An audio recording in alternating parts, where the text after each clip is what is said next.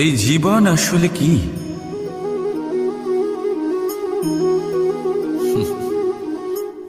এই প্রশ্ন সবার মনেই এসে থাকে।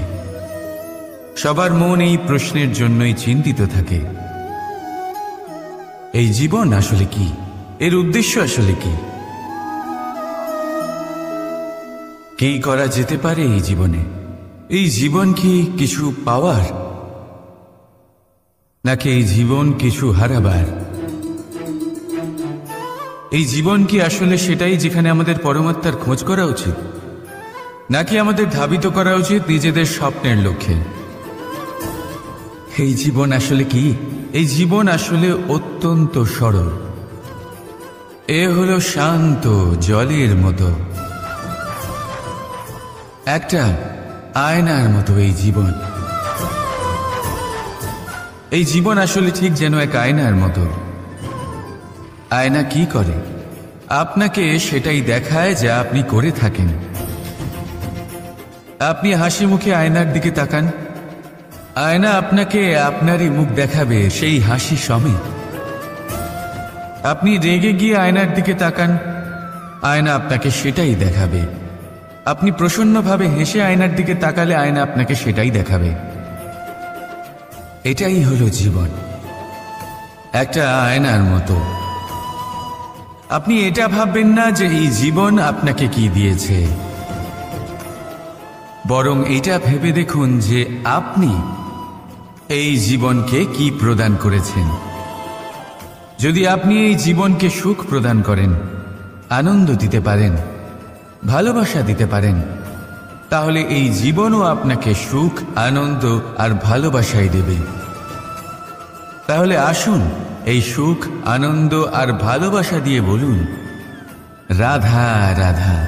জীবনে কখনো কখনো আপনি কি অর্জন করেছেন, তার থেকেও বেশি গুরুত্বপূর্ণ হলো এটা যে আপনি কি ত্যাগ করেছেন। কিন্তু কোন কোন বিষয়ে সাবধান থাকতে হবে তা মন দিয়ে শুনুন। জীবনে যখনই আপনি আপনার লক্ষ্য স্থির করবেন, তখন ভ্রম থেকে সাবধান থাকুন, কারণ তা আপনাকে লক্ষ্যভ্রষ্ট করে দিতে পারে। যখন যাত্রা করবেন, তখন আলস্য থেকে সাবধান থাকুন, কারণ সেটা আপনাকে আপনার যাত্রা পূরণ করতে দেবে না। যখনই ন্যায় করবেন, তখন বন্ধুদের থেকে সাবধান থাকুন, কারণ তারা আপনার ন্যায় করার ক্ষমতা দুর্বল করে দিতে পারে। যখনই সাফল্য লাভ করবেন, অহংকার থেকে সাবধান থাকুন, কারণ তা আপনার সাফল্য আপনার কাছে বেশি দিন ধরে রাখতে দেবে না। আর যখনই আপনি প্রেম করবেন,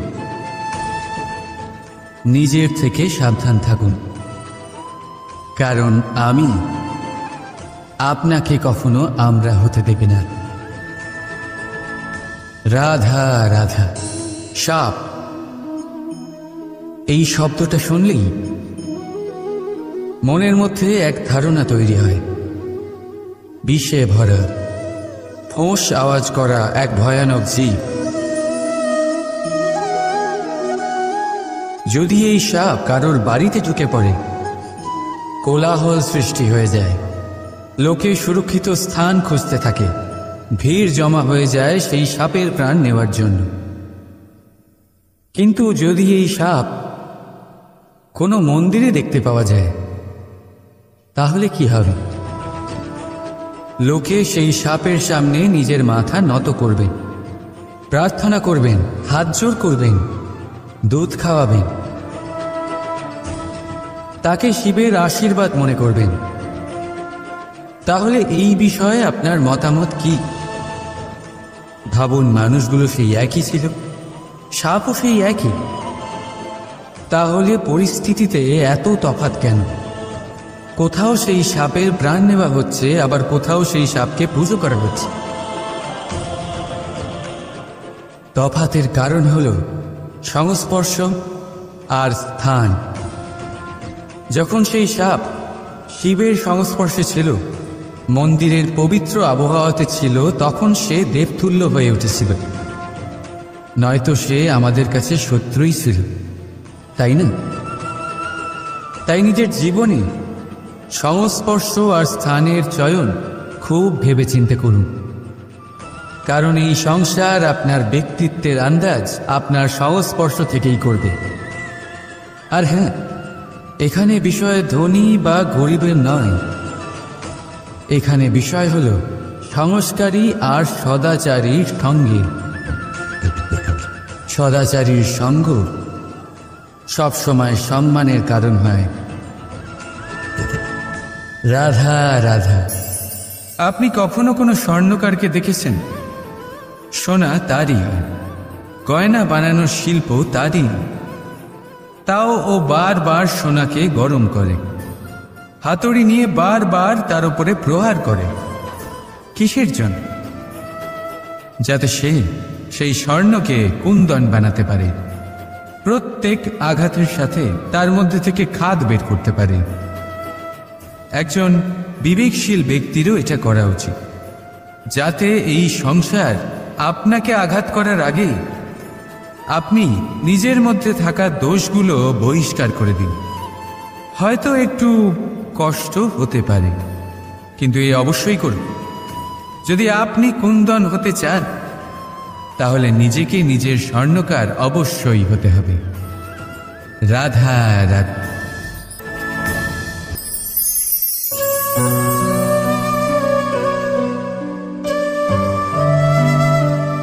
নারী, পুরুষরা যাকে নাম দিয়েছেন ত্রিয়া, কেন দিয়েছেন, কে দিয়েছেন, কেউ তা জানে না। কথায় আছে, পুরুষরা ভাবেন যে ত্রিয়া, ভাবেন একরকম, বলেন অন্য কিছু, আর করেন অন্য কিছুই। কিন্তু সত্যিটা কি এটাই? আসল সত্যি হলো এটাই যে ত্রিয়া হলো সেই চরিত্রহীন পুরুষ, আর কেউ নয়। সেই পুরুষ যারা নারীকে বলেন যে আপনি হলেন মা, আপনি হলেন দেবী, আপনি হলেন বোন, আর ভাবেন কি? ভাবেন যে এই নারী হলো আমাদের পায়ের ধুলো, আর কিচ্ছু নয়। আর কি করেন? ওনাদের মাথায়, ওনাদের খোপায় মালা পরিয়ে দিয়ে ভাবেন যে ওনারা হলেন তাদের পায়ের ধুলোর সমান। একজন নারীর সম্মান ভঙ্গ করেন, তাদের দাসী মনে করেন। ভুলবেন না, যত্র নারীয়াস্ত পূজ্যন্তে রমন্তে তত্র দেবতা। অর্থাৎ যেখানে নারীকে পুজো করা হয়, সেখানে ঈশ্বর বাস করে, আর যেখানে নারীকে অপমান করা হয়, সেখানে ঈশ্বর এবং ভাগ্য এই দুই রুষ্ট হয়। মনে রাখবেন, যদি নারী কল্যাণকারী হতে পারেন, তাহলে নারী মহাচণ্ডী রূপও ধারণ করতে পারেন। যদি একজন নারী মাতা হয়ে জন্মদান করতে পারেন, তাহলে নারী মৃত্যু হয়ে বিনাশও করতে পারেন। যেখানে নারী অপমানিত হবেন, সেখানে মহান ভারতও মহাভারতের পথে অগ্রসর হতে পারে। তাই মনে রাখবেন, নারীর অপমান যেন কখনোই না ঘটে। আর যদি কোথাও নারীর অপমান হয়, তার অর্থ হলো আপনার বিনাশ আপনার দিকেই আসছে, আর এটা হলো তার প্রথম পদক্ষেপের প্রথম পদধ্বনি। রাধা রাধা। ছেলেবেলা। এবার ছেলেবেলার বিষয়ে আর কি বলি, অত্যন্ত বিশেষ হয় এই ছেলেবেলা। সেই সময়ের অনেক কথা আমাদের আজও মনে আছে, আর সারা জীবন মনে থাকবে। এমন কোনো কথা, যেমন কিছু একটা ঠাট্টা করেছিলাম, যাতে মাতা পিতা এত রেগে গেছিলেন যে সেদিন হয়তো আমাদের খেতেই দেননি। এরকম হয়, আর আমার সাথেও তা হয়েছে। কিন্তু একটু ভেবে দেখুন, যখন আমরা অভুক্ত থাকি, তখন কি আমাদের মাতা পিতার গলা দিয়ে খাবার নামতে পারে? কখনোই নয়। কিন্তু আমরা তো কথা বলছি মাতা পিতাকে নিয়ে। কিন্তু যদি আমরা নিজেদের কথাও বলি, আমরা যদি কখনো জানতে পারি, কোনো ভিক্ষুকের বিষয়ে জানতে পারি যে সে অভুক্ত রয়ে গেছে, তখনও আমাদের গলা দিয়ে খাবার নামে না। আর এই যে কথাটা, যখন সমাজে খুব বড় কোনো বিপদ আসে, তখন এই কথা আমাদের কাছে স্পষ্ট হয়ে যায়। যেমন ধরুন কোনো মহাযুদ্ধ, বা মহামারী হয়, তখন মন অশান্ত হয়ে ওঠে। আর তখন যদি আপনি মনে শান্তি পেতে চান, তো একটাই মন্ত্র রয়েছে, সেবা করুন। যতটা পারবেন ততটা সেবা করুন। এই সমাজে কত সংখ্যক মানুষ রয়েছেন যারা খালি পেটে শুয়ে পড়েন, কিন্তু যদি আমাদের মধ্যে প্রত্যেক মানুষ চেষ্টা করেন, সঠিকভাবে চেষ্টা করেন, তাহলে কোনো মানুষ অভুক্ত থাকবেন না। এক অত্যন্ত গুরুত্বপূর্ণ কথা মনে রাখবেন, কোনো দরিদ্র, কোনো অভুক্তকে খেতে দেওয়া তা হলো ঈশ্বরকে ভোগ নিবেদন করার থেকেও মহান কার্য। কারণ ঈশ্বর গরিব মানুষের প্রার্থনায় বাস করেন। আর ধরে নিন, যদি সেই ভিক্ষুক আপনার দেওয়া খাবার গ্রহণ করেন, অর্থাৎ ঈশ্বর আপনার দেওয়া খাবার গ্রহণ করলেন। কারণ এই মানবতা, এই সেবাই হলো ঈশ্বরের সব থেকে বড় আরাধনা। তাই এই আরাধনায় বিলীন হয়ে থাকুন, আর আমার সাথে ভালোবেসে বলুন, রাধা রাধা। অর্ধাঙ্গিনী। আপনার জীবনে অর্ধাঙ্গিনীর ভূমিকা কি হতে পারে? আপনি বলবেন সেরকমই যেমন আমার জীবনে রুক্মিণীর ভূমিকা। এটা সত্যি, কিন্তু এটাও সত্যি কথা যে আমার আর রুক্মিণীর এই সম্পর্ক, তাকে আরো গভীর করার জন্য অত্যন্ত প্রয়োজনীয় হলো আমরা প্রথমে বন্ধু হই। একজন ভালো স্বামী বা স্ত্রী হবার প্রথম পদক্ষেপ বন্ধুত্ব, অর্থাৎ সখা প্রেম। যতক্ষণ না এক স্বামী স্ত্রী নিজেদের সম্পর্কে বন্ধুত্বের মাহাত্ম্য বুঝতে পারবেন না, ততক্ষণ এই সম্পর্ক যেন অপূর্ণ থেকে যাবে। আর তারপর এই সম্পর্কে জন্ম নেয় সেই অনুভূতি, যেমন অধিকার, যেমন অভিমান। এই দুই ভাবনা যা এই সম্পর্ক ভাঙার প্রথম পদক্ষেপ হয়ে থাকে। সেই জন্য নিজের দাম্পত্য জীবনে অধিকার ফলানোর আগে নিজেকে জিজ্ঞাসা করুন, আপনি কি আপনার জীবনসঙ্গীর সব থেকে ভালো সখা হতে পেরেছেন? সম্পর্ক আরো উন্নত হবে। রাধা রাধা। উৎসব, পুজো, পার্বণ আমাদের জীবনে উল্লাস করে দেয়। এবার দীপাবলির উৎসব এসেছে। আপনি কখনো ভেবেছেন যে এইসব উৎসব যেমন গুরু পূর্ণিমা, দোল, রাখি বন্ধন, এইসব পূর্ণিমার দিনে অনুষ্ঠিত হয়, যখন চাঁদ আকাশে পুরোপুরিভাবে দেখা যায়। কিন্তু দীপাবলির এই শুভ উৎসব অনুষ্ঠিত হয় অমাবস্যার দিবসে। অমাবস্যা, যাকে আমরা অশুভ বলে মনে করি। কখনো ভেবে দেখেছেন কেন শ্রীরাম অমাবস্যার এই দিন বেঁচেছিলেন অযোধ্যায় ফেরার জন্য? একদিন পরে বা একদিন আগেও তো আসতে পারতেন উনি, কারণ উনি এই সংসারকে একটা বার্তা পৌঁছে দিতে চেয়েছিলেন যে মুহূর্ত নয়, কর্মই আসল। যদি আপনার কর্ম বড় হয়, শুভ হয়, তাহলে অমাবস্যার এই রাতকেও প্রদীপের সাহায্যে আলোকিত করা যেতে পারে। তাই সময় বিচার করা না করা আপনার সিদ্ধান্ত মাত্র, কিন্তু নিজের কর্মের বিচার করা আমার উপদেশ। রাধা রাধা। জীবনে আমরা আপনদের জন্য, আমাদের প্রিয়জনদের জন্য সর্বদা ভালো কিছু করতে চাই। ওদের খুশি করার জন্য অনেকবার ওদের উপহার দিই। আর উপহার দেওয়ার সময় একটা বিষয় মনে সর্বদা থাকে, সেই উপহার বিশেষ হওয়া উচিত। সেই উপহার সুন্দর হওয়া উচিত, মূল্যবান হওয়া উচিত। এমন উপহার হওয়া উচিত যা সব সময় তাদের মনে থেকে যায়।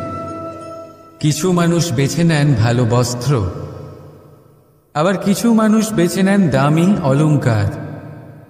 কিন্তু এটাই কি যথেষ্ট? আপনি নিজেই ভাবুন, যতই ভালো বস্ত্র হোক না কেন, একটা সময়ের পরে তার রং ফিকে হয়ে যায়, খারাপ হয়ে যায়, ছেড়ে যায়। মূল্যবান অলংকারও কখনো না কখনো চুরি হয়ে যেতেই পারে। চিরকাল সেইগুলি সাথে থাকবে এমন নাও হতে পারে। তাহলে এমন কি দেওয়া যায় যা চিরকাল তাদের সাথে থাকবে? উত্তর হলো ভালো সময়। যদি আপনি কাউকে ভালো উপহার দিতে চান, তাহলে তাদের সাথে ভালো সময় কাটান। কারণ যতই আপনি তাদের সাথে সময় কাটিয়ে নিন না কেন, তা কখনো পুরনো হবে না।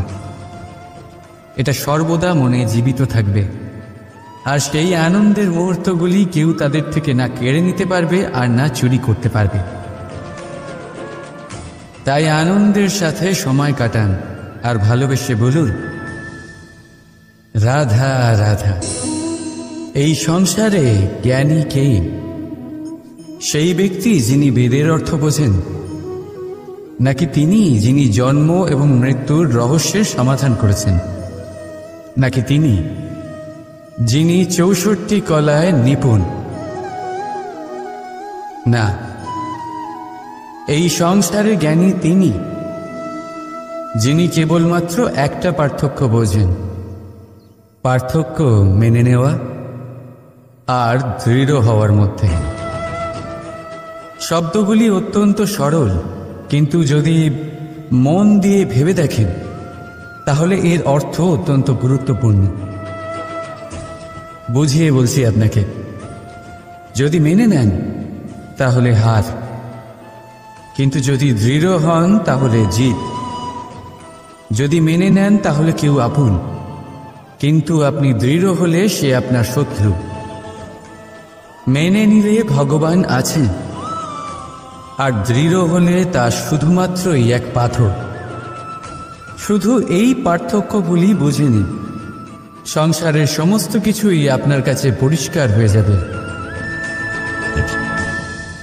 রাধা রাধা। দৃষ্টি মানুষকে দেওয়া প্রকৃতির অন্যতম শ্রেষ্ঠ উপহার। সেই দৃষ্টি যার জন্য মানুষ এই সংসার দেখতে পারে, নিজের পথ দেখতে পারে। কিন্তু সংসারে দৃষ্টি লাভ করেও সবাই মহান হতে পারে না, প্রসন্ন হতে পারে না। প্রসন্ন শুধুমাত্র তারাই হয় যাদের দৃষ্টিভঙ্গি শুভ হয়।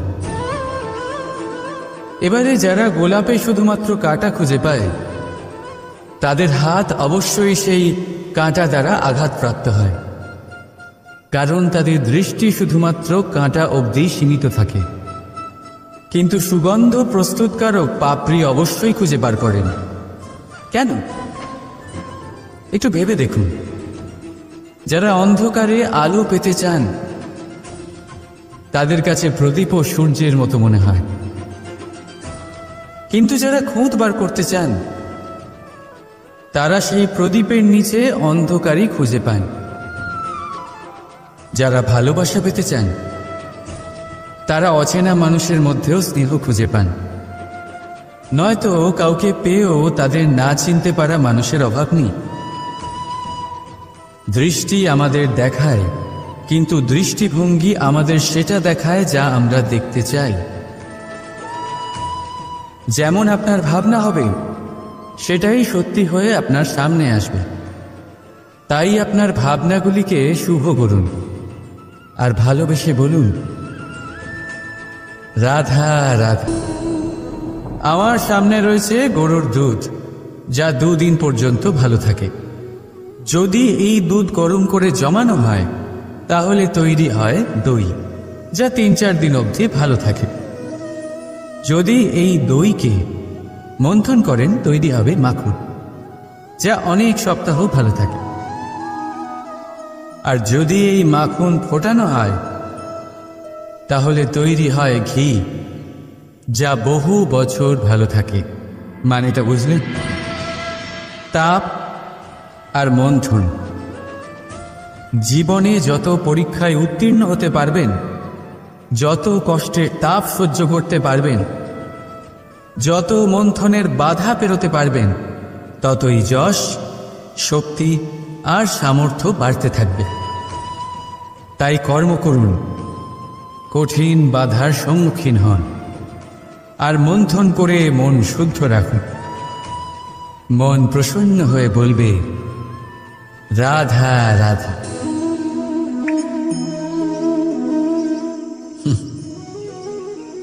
আকাশ থেকে ঝরে পড়া বৃষ্টির ফোঁটা বড়ই শীতল, মিষ্টি আর পবিত্র হয়, কিন্তু সবার ভাগ্য ভিন্ন ভিন্ন হয়। এবারে দেখুন, যদি কোনো ফোঁটা কলা পাতায় পড়ে তা শিশির হয়ে থেকে যায়, প্রকৃতির সৌন্দর্য বাড়ায়, প্রাণীদের তৃষ্ণা মেটায়। যদি কোনো ফোঁটা ঝিনুকে পড়ে তা মুক্ত হয়ে যায়, আর যদি কোনো ফোঁটা সাপের মুখে পড়ে তাহলে তা বিষ হয়ে যায়।